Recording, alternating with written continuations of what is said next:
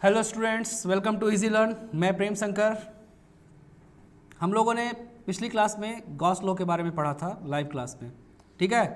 तो अगर उस क्लास को आपने अच्छे से पढ़ा है तो आज उस पर बेस्ड हम न्यूमेरिकल्स किए हैं और करेंगे। और अगर आपने उस क्लास को नहीं पढ़ा है तो एक बार आप आई बटन है यहाँ प्रेस कीजिए, आप उस लिंक तक पहुँच जाएंगे।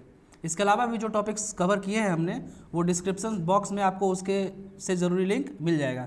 तो आज हम लोग क्या करने वाले हैं, गॉस लॉ पे बेस्ड न्यूमेरिकल्स, ठीक है। वीडियो आप देख रहे हैं अगर यूट्यूब पे तो इसको सब्सक्राइब कीजिए, अगर आप फेसबुक पे देख रहे हैं तो फॉलो कीजिए, कमेंट कीजिए। और भी कोई भी टॉपिक्स रिलेटेड अगर आपको उसके विषय में जानना हो, उसका एक्सप्लेनेशन चाहिए, उस पर लाइव क्लास चाहिए तो आप लोग कमेंट बॉक्स में कीजिए, हम उस पर वीडियो ले आएंगे, ठीक है। तो चलते हैं आज के टॉपिक पे, गॉस लॉ से रिलेटेड न्यूमेरिकल्स करते हैं। पहला क्वेश्चन है, what is the electric flux through a cube of side 1 centimetre which encloses an electric dipole. एक क्यूब है जिसका हर साइड 1 सेंटीमीटर का है और उस क्यूब के अंदर क्या है, एक डाइपोल है। डाइपोल मतलब एक प्लस चार्ज एक माइनस चार्ज, ठीक है, सेपरेटेड बाय सम डिस्टेंस, ठीक है। उस डाइपोल के कारण क्या इलेक्ट्रिक फ्लक्स आ रहा है वही हमें कैलकुलेट करना है। तो सिंपल सी एक बात है, एक क्यूब हुआ ये लगभग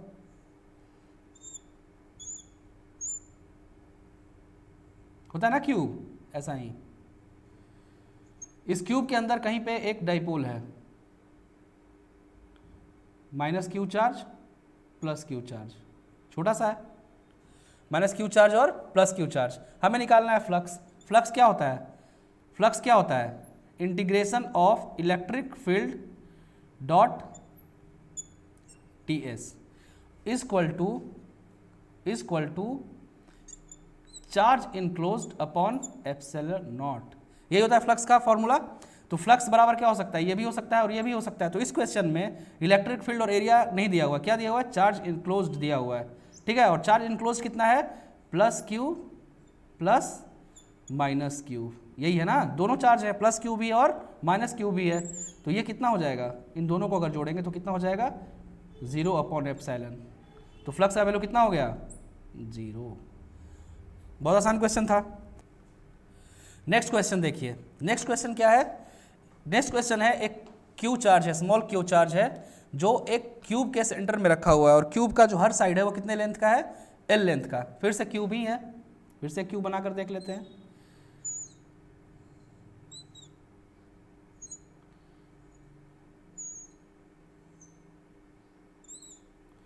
ठीक है, ये हमारा क्यूब है जिसके सेंटर में एक क्यू चार्ज रखा हुआ है। इसके कितने फेसेस हैं, 1 2 3 4 5 6। एक क्यूब का 6 फेस होता है। अब ये क्यूब है तो हर फेस का एरिया क्या है, सेम है, हर फेस का एरिया क्या है, सेम है। तो अगर इसके लिए अगर हम फ्लक्स कैलकुलेट करते हैं तो हम कैसे कैलकुलेट करते हैं, ई डॉट डी एस, ये फॉर्मूला होता है हमारा, ठीक। तो यहाँ पे जो ds है उसको हम 6 सेगमेंट्स में बांट सकते हैं, 6 into area of 1 face, 6 face होते हैं ना। तो हम इसको क्या लिख सकते हैं, E into area of 1 face into 6, ठीक है। तो 6 फेस का एरिया और इंटू ई करेंगे तो हमारा फ्लक्स निकल जाने वाला है, ठीक है। हम तो पूछा क्या है, 1 फेस के थ्रू कितना पास हो रहा है। तो अगर टोटल देखें तो कितना हो रहा है पास, चार्ज इनक्लोज्ड जो कि है Q enclosed divide by epsilon not होता है फॉर्मूला।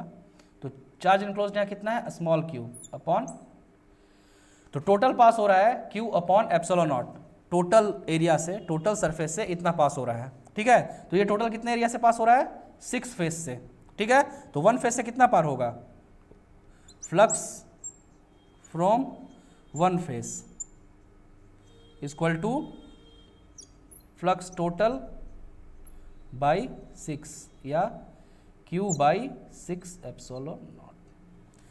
डन, सिंपल था, कोई प्रॉब्लम नहीं।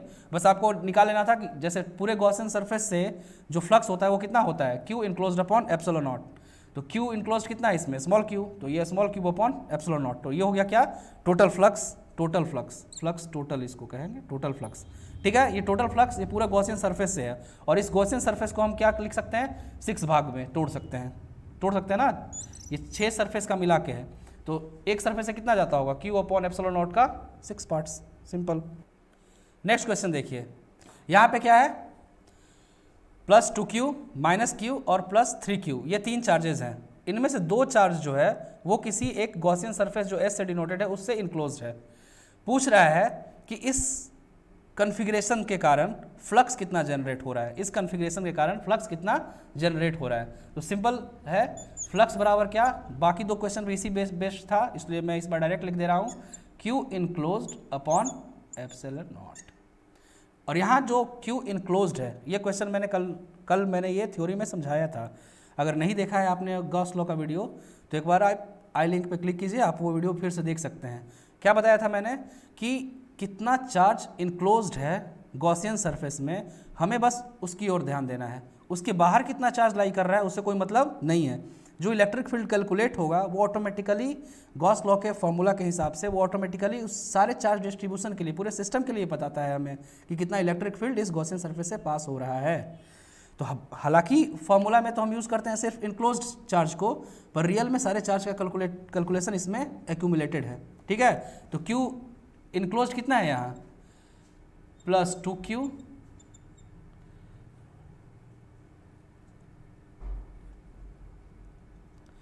+2q और -q divide by epsilon not, तो मतलब Q upon epsilon not, simple इतना ही, यही है इलेक्ट्रिक फ्लक्स, ठीक है। नेक्स्ट क्वेश्चन की ओर, ये जो नेक्स्ट क्वेश्चन है इसमें क्या दिया है, इलेक्ट्रिक फील्ड बताया है। कितना बताया इलेक्ट्रिक फील्ड का वैल्यू, इलेक्ट्रिक फील्ड का वैल्यू है 2 × 10⁻³ और इसका डायरेक्शन क्या है, आई कैप, आई डायरेक्शन में, यानी एक्स एक्सिस की ओर। इसको हम किस तौर मान रहे हैं, एक्स एक्सिस की ओर कोई इलेक्ट्रिक फील्ड है। Find the flux of this field through a square of side 20 centimetre whose place is parallel to YZ plane. YZ plane के पैरेलल, YZ प्लेन के पैरेलल अगर कोई प्लेन है तो क्या करेगा, वो एक्स एक्सिस से कितना डिग्री एंगल बना रहा है, 90 डिग्री, है ना। जैसे ये एक्स एक्सिस है हमारा, मान लीजिए ये हमारा एक्स एक्सिस है, ये वाई एक्सिस है, ये जेड एक्सिस है, ठीक है, ये वाई, ये एक्स और ये जेड। तो वाई जेड के पैरेलल, वाई जेड के पैरेलल अगर कोई, वाई जेड के पैरेलल अगर कोई प्लेन है तो वो क्या कर रहा है, एक्स एक्सिस के साथ, एक्स एक्सिस के साथ कितना डिग्री का एंगल बना रहा है, 90 डिग्री का। कितने डिग्री का, 90 डिग्री का। समझने में कोई दिक्कत नहीं, ठीक है। तो हमने ये क्या दिखाया कि इस इलेक्ट्रिक फील्ड का डायरेक्शन किस ओर है, एक्स एक्सिस की ओर, 2 × 10⁻³ मैग्नीट्यूड का आई वेक्टर की ओर, आई एक्सिस, एक्स एक्सिस की ओर एक इलेक्ट्रिक फील्ड हमारा है। ई का डायरेक्शन पता है। अब ये एरिया है, ये एरिया है, तो एरिया से, इस एरिया से आउटवर्ड्स की ओर इसका एरिया वेक्टर है। ये भी हमने गॉस लॉ वाले वीडियो में ही समझाया है।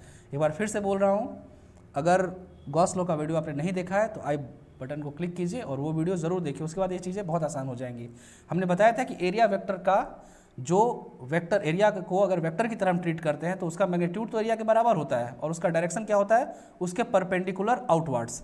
तो इस प्लेन का, जिसका कि एरिया कितना है, जिसका कि साइड कितना है, 20 सेंटीमीटर, ये स्क्वायर है 20 सेंटीमीटर का, डायग्राम में नहीं लग रहा होगा पर ये क्वेश्चन के हिसाब से मानिए 20 सेंटीमीटर बाई 20 सेंटीमीटर का ये एक एरिया है जो 90 डिग्री का एंगल बना रहा है एक्स एक्सिस से। तो इसका जो नॉर्मल हुआ, इस एरिया का जो नॉर्मल हुआ, उसका डायरेक्शन भी किधर होगा, इस और, यही इसका, इस एरिया पे नॉर्मल वेक्टर का डायरेक्शन भी उसी ओर है।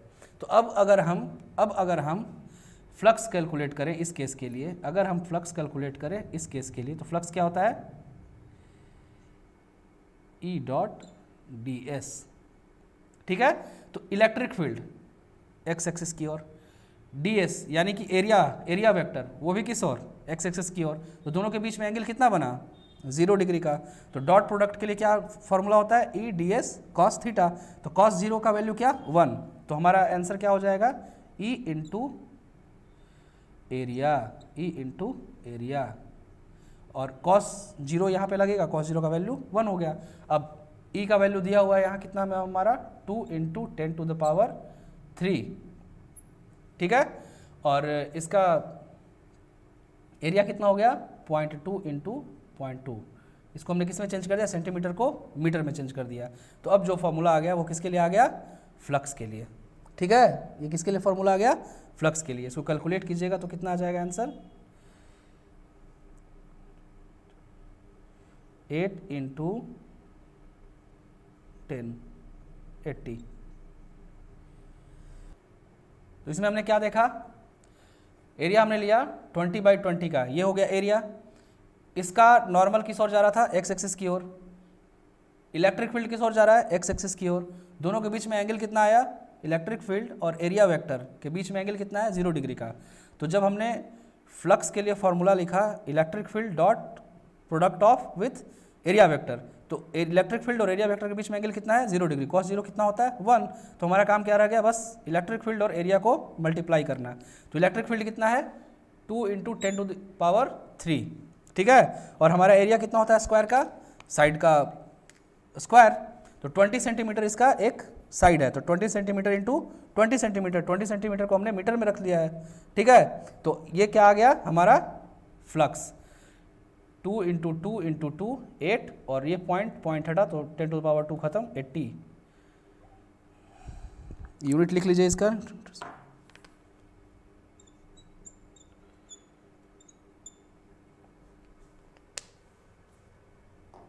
अगर प्लेन एक्स एक्सिस के साथ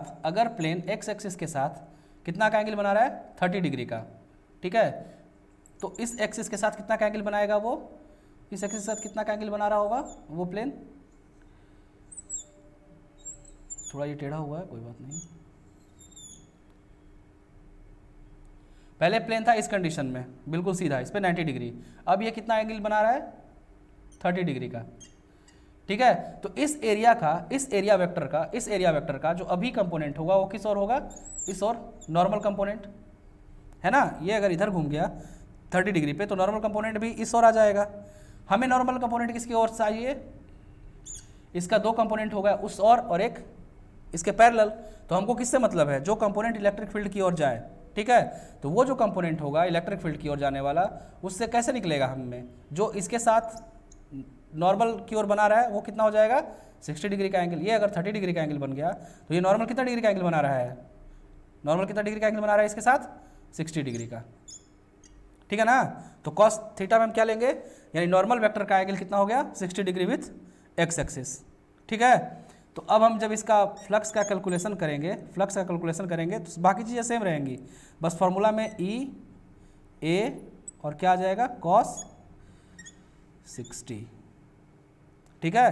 तो ई का वैल्यू कितना था 2 इंटू 10⁻3, एरिया का वैल्यू कितना था 0.2 इंटू 0.2, और cos 60 कितना हो गया 1/2, यानी पिछली बार 80 आया था तो उसका हाफ इस बार कितना आ जाएगा 40 न्यूटन मीटर स्क्वायर पर कूलम्ब।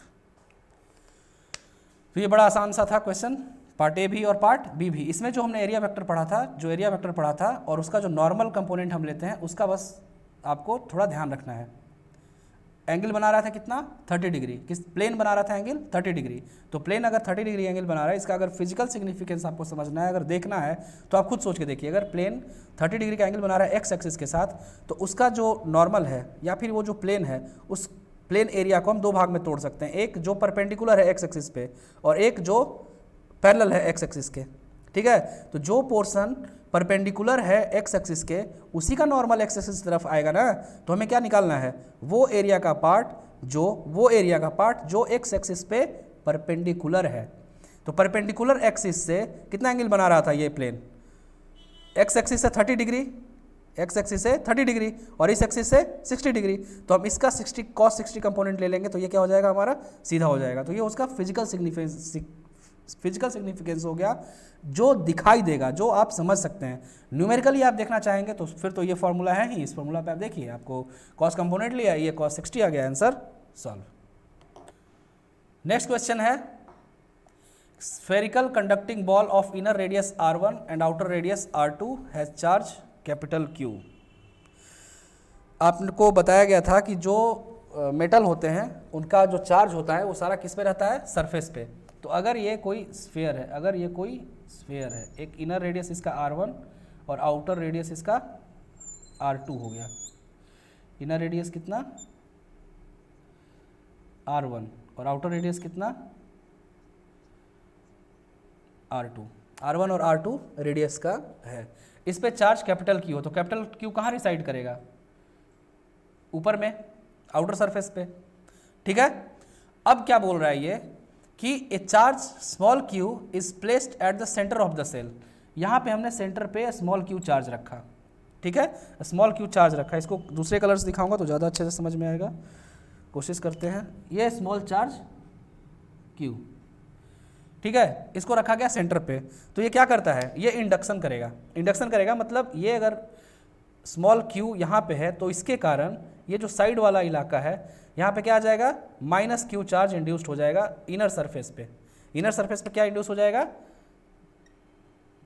इस इनर सरफेस पे क्या हो जाएगा induced? Minus q charge, minus q charge. अब एक पोर्शन पे माइनस q चार्ज इंड्यूस्ड हो गया तो इसको काउंटर करने के लिए प्लस वाले पे कितना चला जाएगा? इधर वाले पे प्लस q चार्ज और बढ़ जाएगा। इस वाले पे क्या आ जाएगा? Plus q charge. क्यों? ताकि एनर्जी कैन क्या कहते हैं, charge can neither be created nor be destroyed. तो ऊपर वाले पे अगर प्लस q चार्ज है और इस पे इंड्यूस्ड हो गया माइनस q, तो कहीं ना कहीं प्लस q तो इंड्यूस्ड होना पड़ेगा ना, ताकि इसके ऊपर जो चार्ज था वो चार्ज बना रहे, ठीक है। तो ये हो जाएगा केस। अब क्वेश्चन क्या पूछ रहा है? What is the surface charge density on the inner surface. Inner surface पे सरफेस चार्ज डेंसिटी कितना होगा? सरफेस चार्ज डेंसिटी का मतलब charge per unit surface area. तो चार्ज कितना हो गया इस पे? Minus q। चार्ज कितना हो गया? Minus q। और सरफेस एरिया कितना हो गया? 4 पाई r1 स्क्वायर। तो ये किस पे हो गया? इनर सरफेस पे चार्ज, सरफेस चार्ज डेंसिटी। ये पहले क्वेश्चन का पार्ट ए। पार्ट बी पे अगर हम देखें, पार्ट बी इसका, तो ये क्या पूछ रहा है? आउटर सरफेस ऑफ सेल पे कितना चार्ज सरफेस चार्ज डेंसिटी है। तो आउटर सरफेस पे क्या मिला? प्लस q और प्लस q, यानी टोटल चार्ज कितना है इस पे? q plus q। और एरिया कितना है उसका? Surface area 4 pi r2 square. आसान था। दूसरा पार्ट है इसका, write the expression for the electric field at a point 2x is greater than r2 from the centre of the cell. यहाँ से किसी x पॉइंट पे, यहाँ जो कि r2 से भी बड़ा है, यानी यहाँ पे कोई पॉइंट P हमने लिया, इस पॉइंट पे इलेक्ट्रिक फील्ड कितना होगा? इलेक्ट्रिक फील्ड कितना होगा? r2 से बड़ा है ना ये पॉइंट, ये जो x दूरी पे है ये क्या है? r2 से बड़ा। यही क्वेश्चन वो पूछ रहा है। तो हमने देखा था कल कि स्फेयर के कारण यहाँ पे हमें क्या करेंगे? यहाँ पे गॉसियन सरफेस अगर लेते हैं हम, अगर इस यहाँ से पास करता हुआ अगर हम गॉसियन सरफेस लेते हैं, तो इस गॉसियन सरफेस के कारण जो इलेक्ट्रिक फील्ड कैलकुलेट होगा वो कितना आ जाएगा?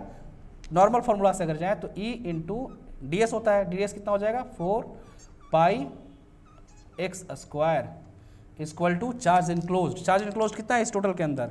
तो ये दोनों क्या हो जाता है? माइनस q और ये प्लस q, तो इंड्यूस्ड है, तो ये तो कैंसिल हो गया। तो टोटल चार्ज कितना बच गया?